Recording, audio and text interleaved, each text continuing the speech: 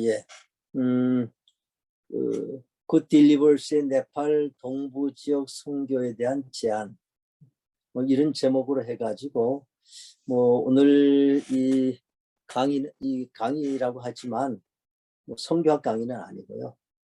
실제적인 이야기, 그리고 이 우리 학교를 중심으로 해서 저희 학교 사역을 이제 소개를 하면서 그 네팔 동부 지역의 굿 딜리버스의 협력 선교에 대해서 이렇게 생각을 해볼 수 있는 이런 기회를 가지려고 합니다. 그래서 제가 먼저 그 우리 그 학교의 소개를 먼저 해드리죠.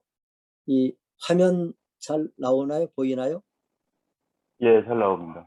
그래서 이제 네팔 뉴 커뮤니티 칼리지, 네팔 이제 NNCC라고 제가 이렇게 학교는 그렇게 하겠습니다. 하면서 그 네팔이 지도가 이제 이렇게 돼 있어가지고 북쪽은 티베트 중국이고 그 삼면은 인도입니다. 중앙에 조금 오른쪽으로 카트만두 수도가 보이고, 저희는 이제 화살표 방향에 그 이탈리 근교에 이제 학교를 설립을 했는데 540km 한 14시간 차로 가는 이런 지역이고, 이게 이제 동부 지역입니다. 네팔이 카트만두인 데는 중부고 저희는 동부고, 그래서 동부, 중부, 중서부, 서부, 극서부, 5분의 1로 이렇게 나눠서 이제 동부 지역이 한 우리나라 전남북보다는 좀 더 큰 지역이고, 인구도 한 5, 600만 명 정도 이렇게 있고, 이제 이런 지역인데, 우리 이제 선교에 대해서는 제가 이제 다시 이제 말씀을 드리고, 지형은 이렇게 돼 있고요. 저희 학교 이제 그 소개만 좀 하겠습니다. 이제 학교 전경이 한 2,300평에 한 1,000평 건평이 되고요. 한 2년 전에 2019년도에 이제 봉헌을 했습니다. 그때 이제 졸업식도 했는데 한 75명 졸업을 하고, 최근에는 이제 작년 금년은 이제 스킵을 했습니다. 이제 강의실 모습이고, 요건 이제 아예 수업하는 모습이고, 도서관, 그 도서관의 장서들, 이제 학교 안에 있는 학생들 모습이고요. 그 다음에 이제 학생들 가해 활동하는 거, 그리고 이제 저희가 이제 청년 집회들, 지역 집회들도 하는데, 지역 청년 한 400여 명 초청해서 집회를 하고, 또 여성 리더십들도 이렇게 저희 학교 안에서 이게 훈련을 합니다. 하고, 이렇게 이제 식사하는 모습이고요. 또 이제 지방의 신학교 이제 말씀을 나중에 드릴 텐데, 한 11개 곳에서 400여 명 교육을 시켜서 지방의 교회를 학교로 삼아서 그 지역에 한 30명에서 50명 정도씩 이렇게 이제 교육을 이렇게 시키는 데고요. 이건 학생들이 미션 트립을 방학만 하면 교수 학생들이 이제 미션 트립을 떠나서 3,000, 4,000, 5,000m 넘어서 한 2주씩 간에 계속해서 이제 축허 전도들 하고, 사실 그 미전도 종족이 네팔 산속에 있는 분들이 unreached people이에요. 그 뭐 가서 3,000m, 4,000m, 5,000m 넘어가서 복음 전하는 사람들이 참 쉽지 않잖아요. 저희 이제 가서 이렇게 학생들이 가서 방학만 시작하면 봄 학기, 가을 학기 마치고 나서 이렇게 미션 트립을 하고, 아이들 어린이 전도가 황금기예요. 교회 개척하면 먼저 이제 어린이 선교부터 이제 시작이 되는 겁니다. 그리고 실제로 저희가 이제 방과후 교실을 이제 운영을 하고요. 그래서 이런 아이들이 이렇게 방과후 교실에서 이렇게 해서 여기 이제 교회가 다 세워지고요. 그래서 방과후 교실을 하는 모습이고, 네팔은 자연 재난이 많이 나죠. 이제 2015년도 아주 대지진 때에 이제 저희가 저희 학교 학생 교수들 팀하고 와서 이제 여러 곳을 다니면서 한 2달간 이렇게 구호 선교를 하고, 또 홍수도 잘 나요. 저희는 하류 지역이라서 농사짓는 지역인데 아주 강이 범람해가지고 한 거의 한 2년 아니면 3년 만에 대홍수가 이렇게 나면 저희 학교 중심으로 해서 이제 구호 활동들을 이렇게 하고 있습니다. 이제 농장이 있어서 그 농장 그린하우스에다가 이제 한국에 가서 연수를 시켜서 이제 농사를 이제 시작을 한 4,500평 구입을 해서 농사를 시작을 해서 한 3년 정도 됐습니다.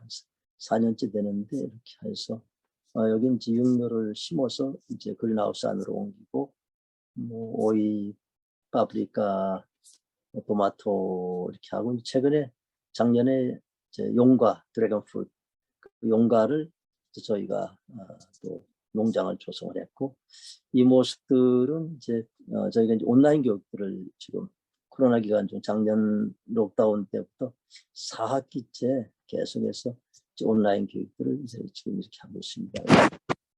그래서 사진으로 잠깐 소개를 하고요. 그래서 네팔 굿딜버시 네팔 동부지역 선교에 대한 재언 NNCC를 중심으로 해서 일단 먼저 제가 일단은 이제 강의식으로 쭉쭉 넘어가겠습니다. 나중에 퀘션하고 대답하고 이렇게 한 시간 갖겠습니다. 인구는 한 3천여만 명, 면적은 남북한의 3분의 2, 종교는 힌두교 86, 티베트 불교 6%, 해교 기독교가 한 3%씩. 기독교가 최근에 굉장히 좀 성장을 해가지고 아마 글쎄 3%, 4%뭐 이렇게 정도 될 거다고 하는데 정확한 통계는 없지만 많이 성장을 했어요. 특히 대지진 후에 기독교에 대한 인식들이 좋아가지고 그래서 결국은 나중에 이제 개종금지법까지 기독교가 성장을 하니까 이 정부 차원에서 봤을 때는 좋은 조짐이 아니다. 그래서 개종금지법을 해서 이 개종을 못하게 하고 이제 개종을 시키려고 결국 이제 신두교인들한테 복음 전하는 게 고발이 되면 그 구금이 되기까지도 하고 그런 선교사들이 있습니다.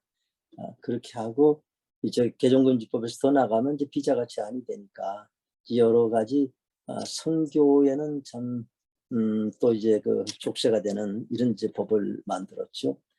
그리고 이제 네팔을 우리가 선교하는 거 물론 이제 그 기독교 인구가 한 뭐 3, 4%밖에 안 된다. 아직은 이제 복음을 전해야 될 이런 나라지만 특별히 이제 저희가 그 네팔이라는 나라가 참 힘든 나라다. 두 가지죠. 하나는 그 힌두교 국가인데 신이 한 3억 3천만 개가 된다고 합니다.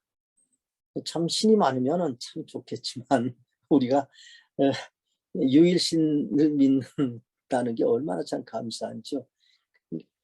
신이 많으니까 축제가 참 많아요. 그래서 뭐 제 생각에 어떨 때는 이 나라는 축제하다가 망하겠다. 그런 식으로 많은 신들을 섬기니까 영적으로 피폐하지요. 또 캐스트 제도가 있지 않습니까? 그 완전히 이제 캐스트가 층층층층층 있으니까 하이 캐스트는 좋죠. 근데 로 캐스트들이 미들 로우들이 또 로우하고 또 언타치블이 또 있지 않습니까? 불가촉 천민들이 그런 사람들이 참 많으니까 뭐 이분들은 신분 상승의 기회들이 거의 없는 거죠. 단지 이제 그 힌두교가 윤회 사상을 믿기 때문에 환생이라는 걸 생각하면서 아주 운명으로 받아들이고 그 사람들은 아주 마일드하게 비교적 선하게 이렇게 이제 살아가고 있는 거니까 우리가 외부에서 참 봤을 때는 영적으로 봤을 때 육적으로 봤을 때도 굉장히 참 불쌍한 나라다. 이런 생각을 해서 영적 육적으로 피폐된 나라에 복음으로만 저들의 소망이 있겠다라고 생각을 해서 기독교 복음을 이제 전하는 그런 큰 목적 중에 또 하나입니다. 하나님의 선교, 일단은 우리가 선교하면 다 미쇼데이, 하나님의 선교다. 저희 학교를 시작한 것도 전적인 하나님의 선교, 하나님이 시작하시고 또 하나님이 계속해서 이루어 나가신 역사입니다. 저희 학교 이제 간단히 좀 말씀을 드리면은 학교를 시작한 것이 네팔인 MDB 학생 한 명이 저는 이제 한국에서 목회를 한 3년 전에 은퇴를 하고 교회 목회를 은퇴하고 그 교회 목회를 하는 동안에 학교를 설립하게 하셔서 교회 목회하면서 하고 이제 은퇴하고 나서 이제 네팔만 전념을 하고 있습니다.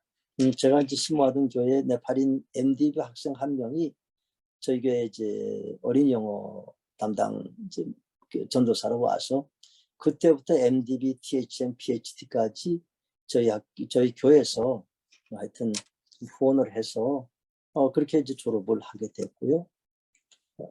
이제 이런 것이 전부 하나님께서 네팔의 그 NNCC라는 학교를 세우려는 하나님의 그런 섭리 안에서 이런 것이 이루어졌는데, 저희는 뭐 그때 전혀도 모르고 그냥 네팔인 학생 한 사람 와서 이렇게 해서 그냥 목회자로 괜찮다, 또 후원해 주면 좋겠다, 잘 교육을 시켜서 보내면 네팔에서 아주 하나님 나라의 큰 일을 하겠다라는 그냥 그런 순수한 생각만 가지고 이제 교육을 시켰고, 근데 이제 이 친구들이 2013년 초에 졸업을 하고 다 가는데 2012년 말쯤 돼가지고 지금 이 학생이 저희 학교의 프린시플 학장입니다.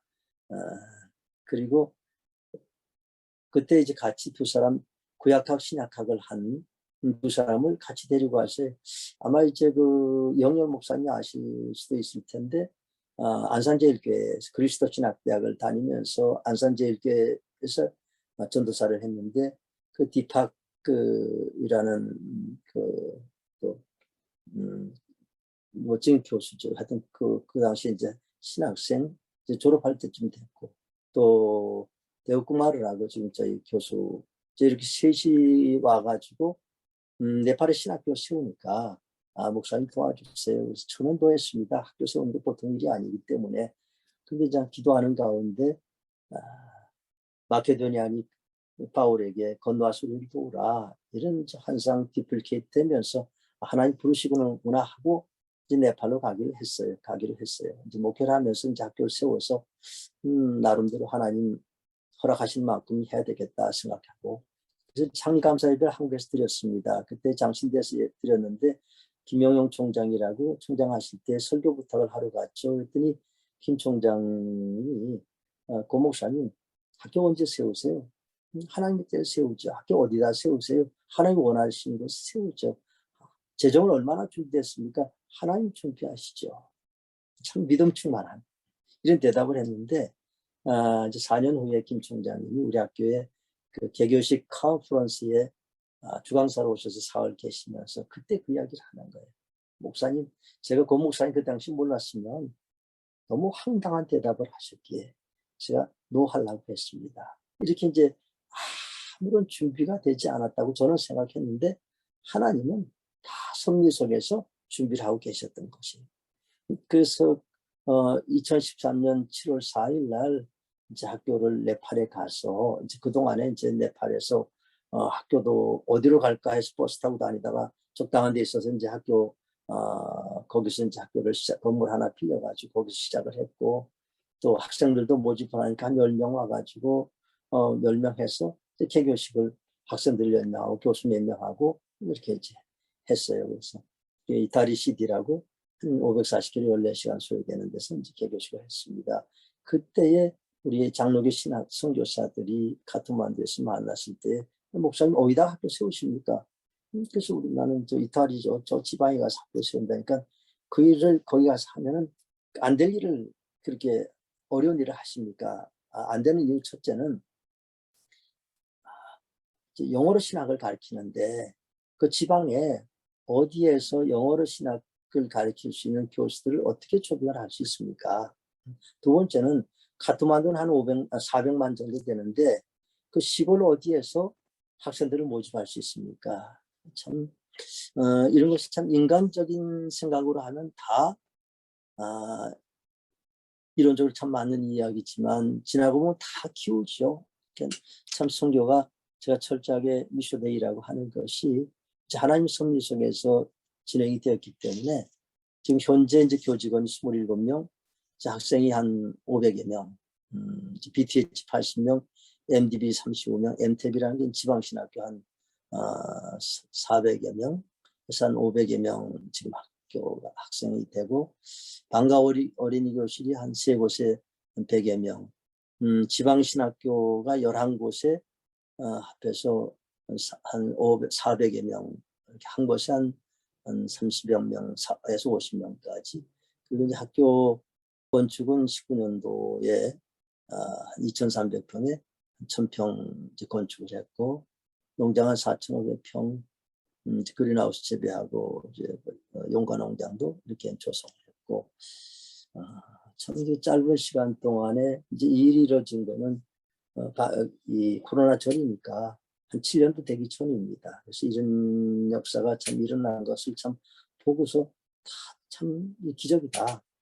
아마 한국 선교사들이 선교지에 세운 신학교 중에서 아마 이런 류는 거의 없을 것입니다. 라는 이런 말씀들을 이제 학교를 방문하는 분들이 이제 그런 말씀을 하는 것을 듣습니다. 이처럼 이제 선교가 사람이 하는 선교가 아니고 하나님이 하시니까 그처럼 시골에서 이제 학교를 하는데도 하나님이 지금 이렇게 역사를 하고 계십니다. 강의는 모든 강의는 영어로 강의가 진행이 됩니다. 네팔 학생들이 영어 잘하냐고요? 뭐 고등학교 시골에서 우리는 아주 시골이고 우리가 이제 그 학생들이 전부 지방에서들 하고 네팔 뭐 에베레스트 칸첸중가 뭐 세계에서 첫 번째 세 번째 높은 이런 산들이 우리 동부 지역에 있어요. 그 밑에서 이렇게 이제 학생들이 오는데 무슨 학생들이 영어를 잘하겠어요. 처음에 와서는 그냥 그 인터뷰를 하면 울고 앉아있는 학생들이 많은데 1년만 저희는 이제 학교 들어오면 잉글리시 스피크전 해서 학교 들어오는 때부터 네팔어는 못합니다. 월요일 들어와서 금요일날 나갔었는데 이제 코로나 전에 그럼 보통 한 월요일날 아니죠 이제 토요일날 현지 네팔은 이제 토요일날이 주일입니다. 이제 토요일날 저녁에 들어오고 일요일날 들어오고 이렇게 들어와서 학교 안에 무조건 들어오면 네팔은 사용하지 못하고 영어만 사용합니다. 그러니까 새벽 기도부터 시작해서 전부 뭐 기도 또 찬양 또 설교 또 강의 심지어는 기숙사 안에서도 네팔은 사용을 못하죠. 그래서 1년만 교육을 시키면 뭐 학생들이 영어로 설교하는 건 문제없이 다 기도하는 거 다 영어 사역들을 아주 잘할 수 있습니다. 이제 저는 이제 기숙사 생활을 하고 대부분 장학금입니다.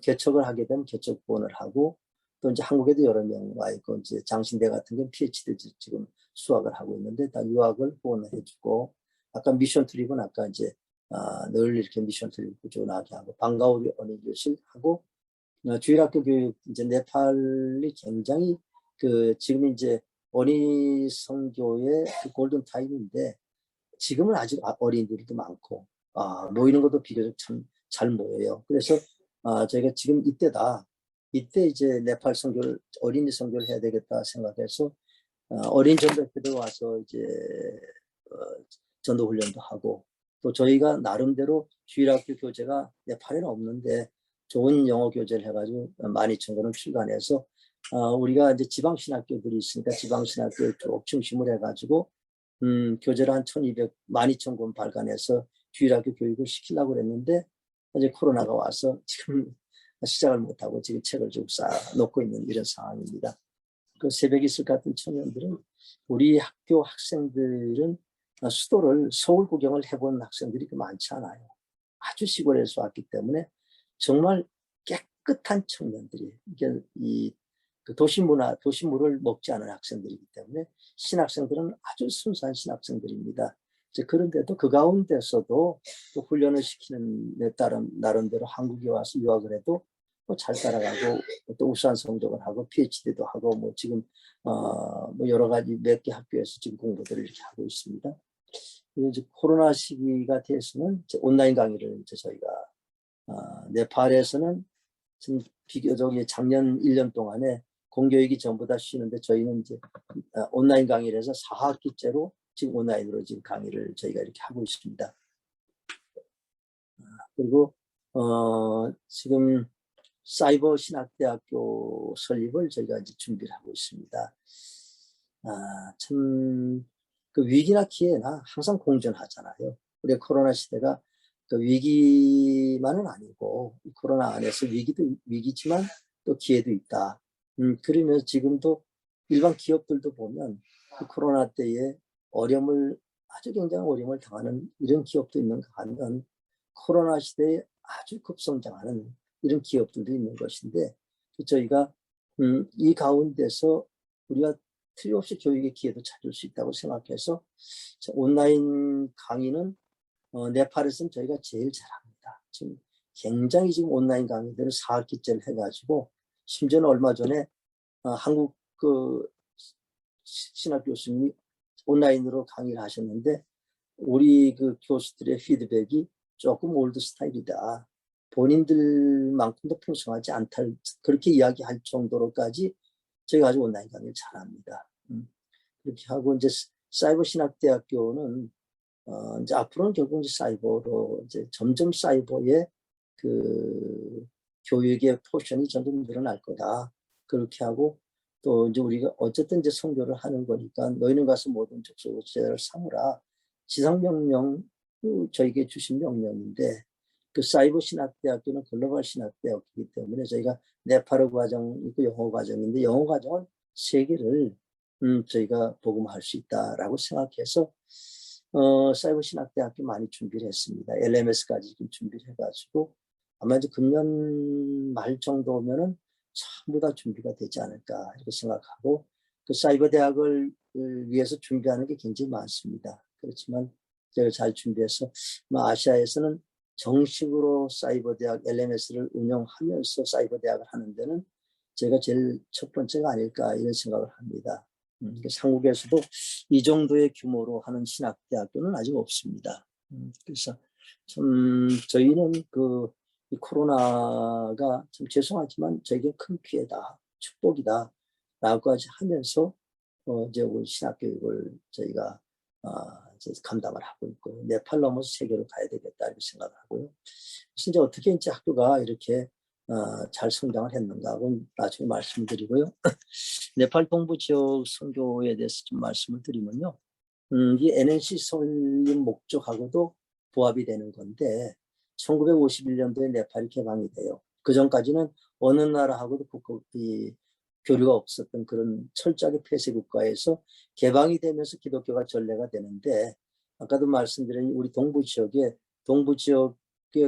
그 보더라인 그 바깥의 인도 지역에 인도에 이제 우리 네팔 동부 지역 그 밖에 인도 지역에 서구 선교 팀들이 그 포진을 해가지고 네팔이 복음화되면 우리가 네팔이 개방이 되면 네팔 복음화를 하겠다. 그러면서 인도에 와 있던 그 네팔인들이 많은 사람들이 예수를 믿고 또 훈련을 받고 동국을 복음화시키려고 이렇게 준비를 했었어요. 그러면서 개방이 되니까 이제 복음이 동부에서부터 시작이 됐고 동부를 거쳐서 중부로 갔고 중부에서 이제 서부로 가서 지금 서부는 복음화가 제일 떨어지고요. 동부가 비교적 많고 이제 중부는 이제 선교사들이 지금 좀 이따 말씀을 드리면 이제 중부 집중이 되는데 선교사들이 거기 다 포진이 돼 있으니까 지금 이제 선교사 중심으로 해서 중부 지역은 이제 복음화가 많이 됐어요. 그래서 이제 동부 지역이 그렇게 이제 이 복음이 그렇게 동부 쪽에서 왔으니까 교회들이 많이 세워졌어요. 한 2,000여 교회들이 이렇게 세워졌는데 신학교가 없으니까 전부 평신도 목회자예요. 평신도가 잠깐 훈련, 몇 개월 정도 훈련 받고 안수받고 목회자가 되니까 그렇게 해서 목회를 하는 그런 때니까 저희가 학교 세우러 갔는데 그때 이제 이제 현지 목회자들이 하는 이야기가 우리의 기도의 응답입니다라고 이야기할 정도로 신학교를 세우기를 그들이 오랫동안 기도를 했었고, 그렇게 해서 학교가 참 필요했고, 그러면서 이제 신학교육을 통해가지고, 이제 NNCC 학부 중심으로 해서 이제 목회자 양성을 하는 것이고, 거기서 이제 그 MTEP 지금 지방신학교가 이제 시작이 되는데요. 처음에 그 현지 목회자들이 본인들이 기도의 응답으로 이 학교가 세워졌습니다. 또 본인들은 신학교육을 받지 않았기 때문에 평신도를 목회자입니다. 신학교육을 우리들에게 학교가 세워졌으니 교육을 시켜주세요 해서 저희가 그 요청을 참 거절할 수가 없어가지고 다 재정적인 문제인데 처음에 학교 세우러 갔을 때 참 재정적인 소요 때문에 굉장한 어려움을 많이 겪었었는데 제가 실제로는 저희 교회가 아주 작은 교회였었는데 그 교회에서 해서 할 일도 아닌 것이고 가서 보니까 굉장한 재정 소요가 많았었는데 그리고 지금까지도 그렇습니다. 재정은 저희 거의 한 100여% 가까이 지금도 재정 모금을 제가 지금 다 하고 있는데 그래서 그렇게 이제 어려움이 있었기 때문에 뭐 하나 하는 것도 쉽지는 않았지만 현지 목회자들의 그 요청 사항이기 때문에 저희가 그 MTEP을 이제 MTEP 모바일 Theological Education 프로그램인데 모바일은 우리 교수들이 갑니다. 이제 이렇게 해서 한 곳을 시작했더니 또 다음 곳에 요청이 있고 요청이 있는데 처음에는 이제 목회자들이 많았었는데 점점 시간이 가면서 목회자보다는 이제 평신도 지도자들이 이제 더 수가 이제 늘어나게 되었고 지금 평신도 지도자들이 훨씬 더 많습니다. 근데 네팔은 아시는 분은 아시지만 그 이 교회 개척을 상당히 잘하는 편이에요. 아주 작은 교회들도 또 마더처치, 도도처치 개념을 해서 그래서 평신도 지도자들이 비교적 교회를 지금까지는 개척을 잘하는 이런 분위기예요. 그래서 이제 졸업한 학생들이 MTEP 졸업한 학생들이 이제 교회를 이제 개척을 이제 해나가고, 근데 이제 이 MTEP은 저희가 가서 교육을 시키는데 상당히 험준하죠, 산악 지역들이. 저희가 남부 지역들은 네팔 남부 지역들은 그 농사 짓는 지역이고 아주 저지대고 조금만 올라가면 전부 다 이제 고지대죠. 그렇게 해서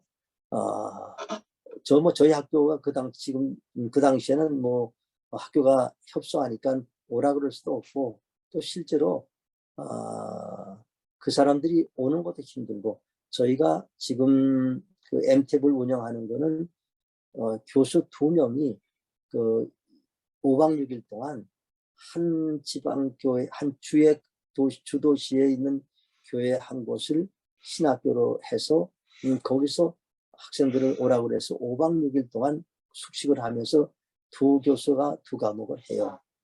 그런데 현지에서도 뭐 거기 오는데 네팔은 보통 한 산 하나가 3,000m, 4,000m는 기본이니까 그 넘으면 현지에서 그 주도시까지 오는데도 하루 이틀 사흘씩 걸려서 이렇게 와서 하는데 참 은혜가 넘치죠. 본인들이 신학 교수들이 그 산속에 와서 본인들을 가르친다는 그 자체도 참 은혜고 그리고 배움이 들어가면 사람이 변화가 되죠. 목회자 평신도들이 사람이 변화되니까 교회가 변화되고 또 교회가 변화되니까 지역사회 영향력이 달라지고 해서 실제 지금은 그 MTEP 졸업생들로 인해서 선교 효과가 더 많습니다. 지금 학생들은 개척해서 작은 교회를 세워가지고 이제 교회가 커나가는 상황이지만 이제 이분들은 바로 이제 현지에서 이렇게 사역할 수 있는 분들이고 그리고 이제 MTEP 같은 게 전부 그 산악 지역이 다 미전도 종족이 이제 그쪽에 있는 것이죠. 그래서 이 MTEP 또 NNCC 네팔 동부 지역은 신학교도 없고 아무것도 없는 곳에 8년 전에 학교 세워져서 NNCC를 통하여서 MTEP을 통하여서 굉장한 복음의 역사들이 일어나고 있습니다. 그래서 이 성령의 바람이 동부에 시작해서 중부, 서부로 가기를 저희가 이렇게 기도를 하고 있습니다. 그래서 이제 굿딜리버스 이제 사역을 제가 좀 생각을 해보면 지금 현재 이제 카트만두 중심의 선교가 지금 대부분 있죠. 선교가 집중이 되어 있습니다. 한 400여 명 선교사들이 지금 네팔에 있는데 한 뭐 90% 정도가 한 300수십 명이 전부 카트만두에만 있어요. 이제 그건 하여튼 여러 가지 이유로 인해서 이제 선교사들도 카트만두 단기 선교를 가도 연관돼서 그렇고 선교단체도 결국은 카트만두 중심으로 이제 중부 중심의 그 선교들이 지금 대부분의 네팔 선교의 그런 그 현 상황이고 그래서 저희는 이제 그 언리치드 피플이 어디냐 산속에들이 있고 동부 지역 그래서 이제 동부 지역에 학교도 세우게 하시고 동부 지역 선교가 참 필요하다. 저희는 이제 신학교이기 때문에 신학교로서의 목회자를 배출하지만 또 필요한 게 뭐냐 하면 교회 제자 훈련이 필요하기 때문에 굿딜리버 사역이 DTS, BDTS 이런 사역들이 협력을 해서 하면은 참 좋지 않을까 이런 생각을 하고 또 이영렬 목사님하고도 그동안에 이제 몇 번 만나서 이제 그런 서로의 그런 계획들도 좀 나눠봤습니다.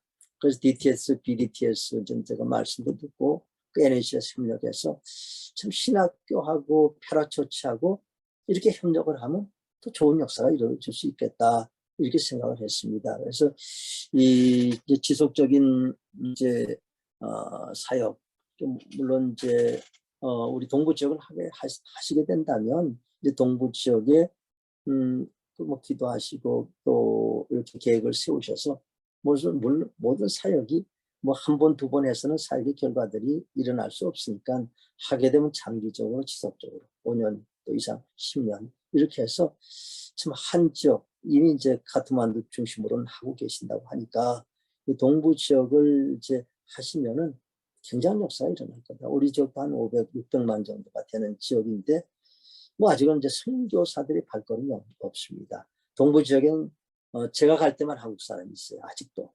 이게 이제 선교사들이 그렇게 많아도 동부 지역은 안 옵니다.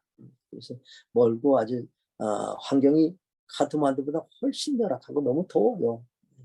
에어컨도 지금 못 틀고 그러니까 이제 이런 어려운 데인데 이제 저희가 장점은 뭐냐면 누구든지 동부 지역에 와서 선교 사역을 하는 데서는 저희들이 인프라가 굉장히 잘 돼 있으니까 거기에 있는 하여튼 적어도 이제 저희 학교 학생들 졸업생들 뭐 MTech 학생들 해서 한 뭐 몇백 개 교회는 저희하고 직접적인 지금 관계가 다 있는 것이고 또 이제 그래서 어떤 그 교육적인 인프라 플러스 인적인 인프라가 참 잘 돼 있으니까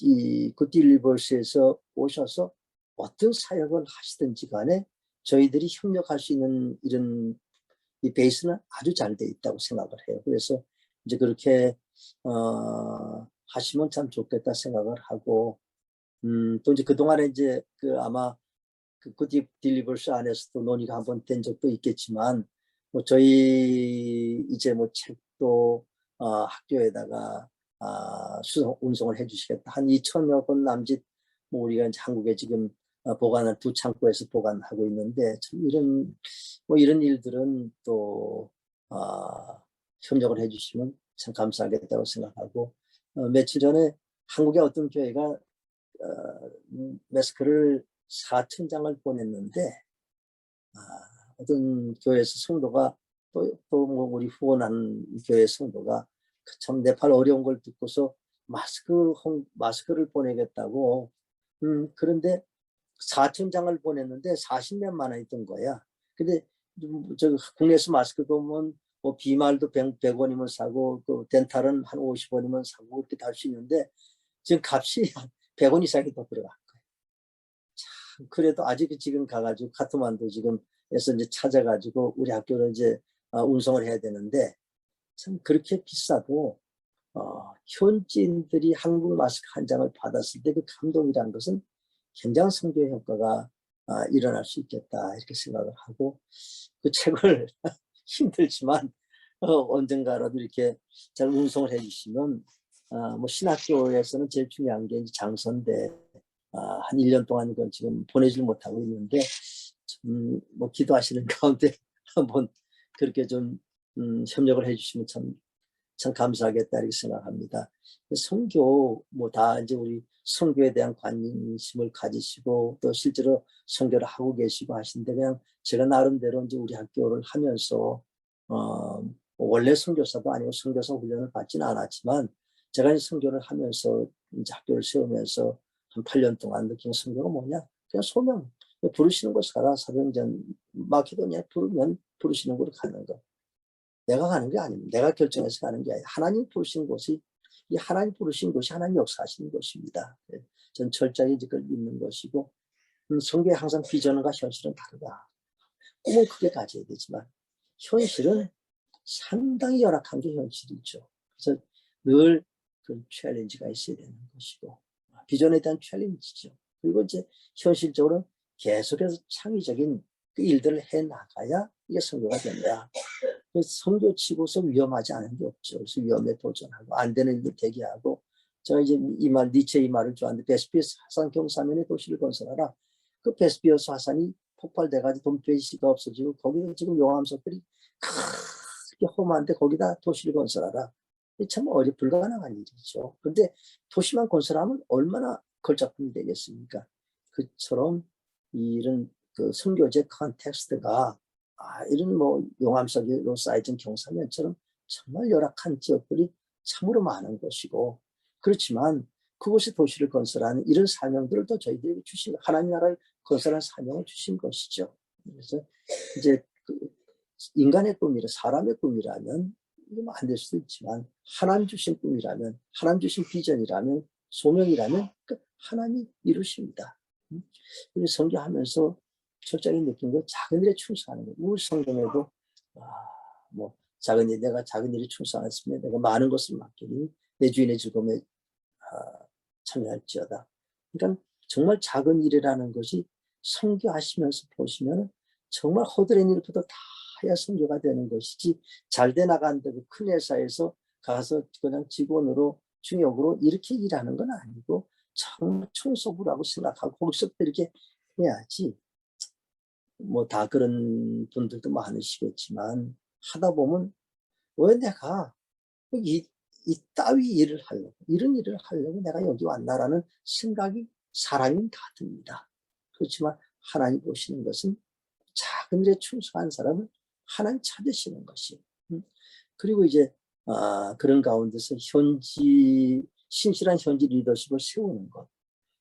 그러니까 저희가 물론 이제 제가 교육을 시키고 뭐 한국에서부터 이렇게 됐지만 참 그 리더십들이 굉장히 그 리더십들을 아주 신실하게, 사람들이 신실하게 이렇게 이제 세워졌어요.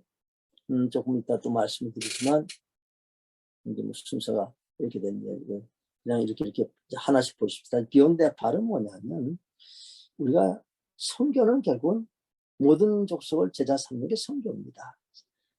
어떤 나라를 보더라도 그 나라 비욘드 네팔인 비욘드 네팔 너머를 봐야 되죠. 저희는 항상 학생들에게도 세계 선교가 꿈이에요. 너희들이 세계 선교의 일꾼이다. 그래서 그렇게 네팔 밖을 바라보는, 그리고 교육을 하면서도 항상 그 나라 너머 세계를 품는 이런 그 일꾼들을 세워나가는 것, 이게 이제 선교다. 그래서 참 중요한 것이 선교사의 어빌리티는 상당히 중요하죠. 능력이 있어야 되는 것이죠. 그리고 참 어니스티가 참 중요한 거죠.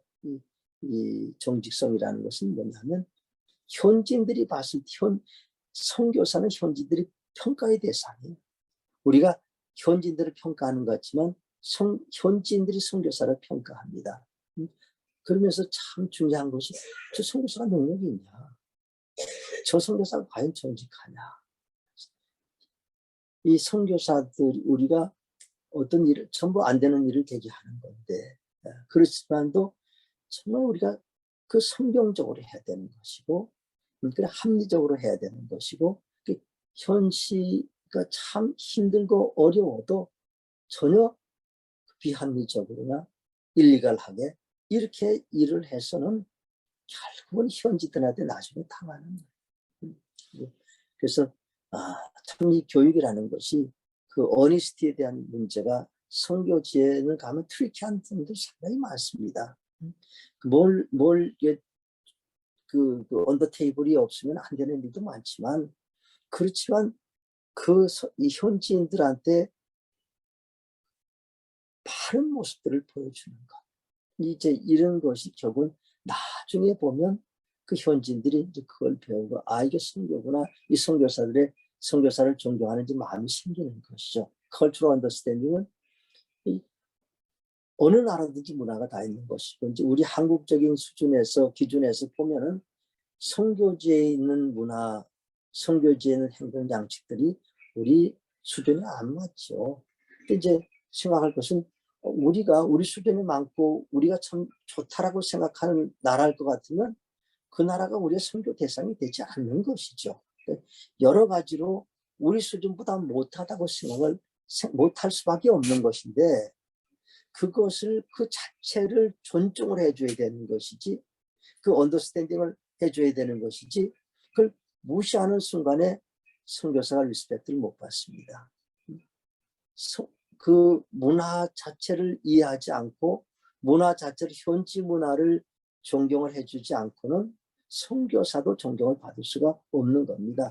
그러니까 지금 한국의 많은 선교사들이 선교 실패가 가서 현지의 그 문화들을 이해를 하지 못하기 때문에 그 현지인들을 아래로 보고 무시하는 이렇게 이제 시작이 되고 모든 걸 가르치려고 하고 지시하려고 하는 이런 상황 가운데서 이제 선교에 어려움을 당하는 경우들을 참 봅니다. 그리고 서번 리더십은 예수님의 리더십이 참 서번 리더십이죠. 제가 카트만두에 가면 카트만두 선교사들이 그 목사님은 NSC 가시면 킹이죠. 절대로 이런 뭔가를 그 지시하고 지도하고 컨트롤하려고 생각하면 서로 참 나중에는 어렵습니다. 그때는 잘 따라갔지만 철저하게 저들 섬겨줘야 그들이 결국은 그 선교사를 돕고 저 같은 경우는 한국에서 한 10여 년 가까이 같이 있었고 나이도 제 자녀들 나이 정도밖에 안 되고 또 실제로 선교지의 그 모든 그 재정들을 다 채우고 제가 책임을 지고 얼마든지 뭐 군림도 할 수 있을 거라고 생각하지만 철저하게 제가 섬깁니다. 왜 섬기니까 현지인들도 서로가 신뢰를 하고 존경을 해서 이제 저희 학교가 지금 잘 세워져 나가고 있고요. 그래서 끊임없는 근데 참 그러면서도 답답한 게 많기 때문에 계속 현지들을 격려해주고 또 어떤 고난에 대한 위임을 해주고 또 소라이제이션이 상당히 중요하죠. 그렇게 해서 철저하게 신뢰를 해야 이 학교들이 이제 선교들이 진행이 되어 나가는 것이고 선교의 결실들을 맺혀 나가는 것이고 선교사와 그 현지인들과의 관계 결국 선교의 현지 리더십을 세우는 것이 결국 이제 선교에서 가장 중요한 것이니까 그리고 어쨌든 간에 선교사는 현지인을 돕는 사람들이고 철저하게 선교사는 돕는 사람들이고 현지인 밑으로 들어가는 것이 그것이 그 인카네이션이 돼야 결국 선교가 온전히 되어갈 수 있을 것이라고 생각을 합니다. 선교하면서 자세는 항상 고린도서 12장 10절 내가 그리스도를 위하여 약한 것들과 능력과 궁핍과 박해하고 온 것을 기뻐하노니 이는 내가 약한 그때 강합니다. 선교하다 보면 약하고 능력, 궁핍, 박해, 공고는 이건 사도 바울이 얼마나 많이 당한 걸 우리가 봅니까? 그렇지만 바울도 항상 그렇게 이야기해요. 내가 약한 그때 강하자. 예수님께서도 바울에게 내 능력이 약한 가운데 온전하여짐이라. 참 결국은 선교하면서 결국은 사람의 능력이 아니라 하나님 능력으로 하는 것인데 하나님 능력은 내가 약할 때에 하나님 능력이 강해진다. 라는 것이 결국 짧은 선교 사역이지만 절실하게 느껴가면서 지금도 선교를 하고 있습니다. 이제 뭐 선교 준비들은 뭐 이건 기본적인 거지만 또 중요한 것입니다. 언어가 제일 중요하죠. 선교의 툴 중에서는 언어가 제일 중요한 것이죠. 영어, 뭐 영어로 선교 안 한 지역도 있겠지만 어느 지역이든지 영어는 필요합니다. 그래서 영어는 내가 선교한다 그러면 영어는 매스터가 돼야지 선교를 원활하게 할 수가 있습니다. 영어를 선교하고 강의하고 국제회의 참석하고 이 정도 수준은 돼야 선교사다라고 할 수가 있을 것이고 영어를 안 쓰다가도 영어는 굉장히 어떤 타이밍에 필요할 때 꼭 있습니다. 그럴 때 굉장히 효자 노릇을 하는 것이 결국 영어인 것이고 그래서 이런 준비는 외국 가서는 절대 안 됩니다. 한국에서 이제 준비를 해야죠. 현지 가서 현지가 참 중요하죠. 물론 이제 굿딜버스에서 가서 계실 분도 있을 것이고 그냥 계속 후원하실 분도 있을 것이고 단기 선교하실 분도 있어 단기 선교한 경우에는 뭐 현지가 필요 없을 수도 있겠지만 어쨌든 가서 계신다고 하면 이제 현지는 이제 필수적으로 제대로 배워야 되는 게 참 중요하다고 생각하고 선교지에 가시기 전에는 꼭 선교지에 대한 이해, 그 나라 역사에 대한 것, 그 나라 문화에 대한 기본적인 것이라도 연구를 하고 가시는 게 참 좋다.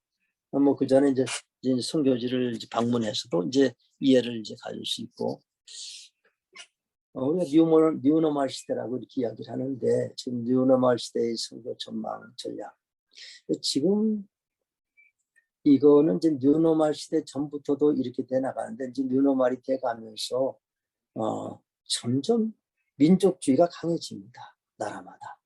그리고 민족주의가 강해지니까 그 선교사들에 대한 요청이 어느 나라든 좋고 지금 선교사는 결국 비자하고 전쟁입니다. 비자를 어떻게 받을 수 있느냐. 결국은 이제 점점 민족주의 성향들이 어느 나라들은 점점 제3세력이 강해지는 것이고 비자 받는 것이 어려워지는 것. 그래서 그 뱀 선교를 비즈니스 에스 미션, 이제 뭐 비즈니스 에스 잡이라고도 그러기도 하고, 그 뱀 선교 평신도 선교사들이 점점 필요해지는 이런 이제 시대가 돼 가는 것이고, 실제로 평신도들이 현재 적응해가면서 살아가는 걸 좀 쉽고, 그래서 이제 우리 이제 굿딜리버스 생각하면서도 또 현지에서 요청이 참 제자도 선교가 참 중요하다. 현지 지도력을 키우는 것이 지금까지 한국 교회 선교는 이제 교회 개척이 제일 많았어요. 지금까지. 그리고 또 한국 교회가 뭐 이제 교회 개척을 하는 걸 그렇게 참 좋아했었고, 뭐 교회 세우는 것들 선교지에 그런데 점점 개척보다는 양육은 어떻게 하느냐가 상당히 좀 중요하다라는 생각들을 이제 해 나가게 되는 것이, 그리고 이제 뭐 그렇게 교회 개척을 성장하는 것보다는 정말 삶의 본질을 제대로 가르쳐주고 훈련하는 것이 필요하다. 그래서 이제 굿딜리버시 DTS 훈련을 통하여서 현지 지도력을 키워나가는 건 굉장히 참 중요한 사역이고, 그 앞으로 점점 뉴노멀 시대가 돼가면서 이런 게 더 필요하겠다 이렇게 생각을 합니다. 그러면서 이제 디지털 선교가 굉장히 중요하죠. 굉장히 클로즈리 돼 있죠. 뭐 최근에 한 작년부터 이제 금년까지는 벌써 이제 모든 저희도 이미 이제 저희 사이버 대학을 하려고 생각하지만 디지털 선교가 참 중요해서 기술이 능력이죠. 뭐 이제 젊은 분들은 대부분 잘하겠지만 지금 선교사들이 제일 지금 여기 대해서 어려움에 봉착해 있는 선교사들이 많죠. 이제 디지털 쪽을 아시는 분도 있죠. 모르시는 분도 많기 때문에 이제 선교하면 뭐 디지털이 이제 그게 능력이 선교의 능력이라고도 평가까지 할 수 있으니까 디지털 데이터 미디어 활용 능력, 디지털 안에서의 그런 버추얼 안에서 스페이스 안에서의 그런 창의적인 것들, 이게 이제 점점 선교에서 중요하게 되는 것이고, 이제 디지털 선교라니까 능력 중심의 문화가 됩니다. 여러분도 일단 줌으로 이제 회의들도 좀 많이 하시고 이제 하실 텐데, 선교도 하실 텐데, 줌으로 하는 것이 굉장히 더 많은 능력을 필요로 해요. 그리고 인간관계의 중요성은 그 대신 약화가 되고, 버추얼로 하게 스크린에서 이제 페이스 투 페이스가 직접 하는 게 스크린에서 하기 때문에 관계가 약화되는 것이 이제 이런 이제 앞으로의 그런 성향, 이런 선교의 그런 컨텍스트들이 이제 그렇게 돼갈 것인데, 여기서 이제 어떻게 해야 될 것인가. 그래서 그다음에 관계도 점점 이제는 수직적인 관계에서 이제 수평적인 관계가 되고, 뭐 이미 이제 그런 거 체험을 많이 하셨을 것이에요. 이 화면으로 통해서 회의를 하다 보면은 사역을 하다 보면은 점점 이제 수직적인 관계는 점점 줄어들죠. 이제 수평적인 관계고, 그리고 이제 리더십도 이제 수평적인 소통이 참 더 필요한 게 된 것이고, 저 같은 경우도 일주일에 아주 이 격주로 저희가 패컬티 미팅을 해요. 네팔하고 여기서 한 2주에 한 번씩 한 번 하면 한 4시간씩 이제 쭉 회의를 하는데, 그 보면은 이제 이게 다 이렇게 되는 것이 점점 이제 오프라인에서는 제가 이제 방문해서 하게 되면 어떤 총장이라는 그런 리더십도 그런 어떤 수직적인 리더십이 있는데, 이제는 가상 공간 안에서는 그런 수직적인 리더십들은 전부 저절로 내려놓게 되는 것이고, 그래서 n분의 1이 그냥 내 것이 돼가지고 거기서 서로 이야기하고 결정하고 하는 거기 때문에 능력도 상당히 참 중요하게 되는 것이고, 또 보면은 저희는 그래도 이미 이제 관계가 형성이 돼 있었지만 이렇게 오래가면 관계도 약화가 될 것이다 생각하고, 리더십은 점점 수평화가 될 것이다. 이제 이런 수평적인 소통을 이 가운데서도 잘 리더십을 활용할 수 있는 것이 이제 앞으로의 뉴노멀 시대에 어떻게 성장할 것인가를 우리가 고민해야 될 것이다 이렇게 생각을 하고요. 뭐 맺는 말은 성교는 미소대이다. 철저하게 지금까지 이제 하나님의 선교다 이렇게 생각을 하고요. 이제 사도행전 16장에 건너와서 도우라. 로마서 8장 28절에 정말 어려운 가운데서도 하나님 협력해서 누리시고, 그리고 힘들 때도 약한 가운데서 강하게 지게 하시는 그 이제 선교다라고 이렇게 생각을 합니다. 오늘 강의는 이쯤에서 마치고요. 서로가 이렇게 좀 질문하고 답하는 이런 시간을 가졌으면 좋겠다 생각을 합니다. 감사합니다.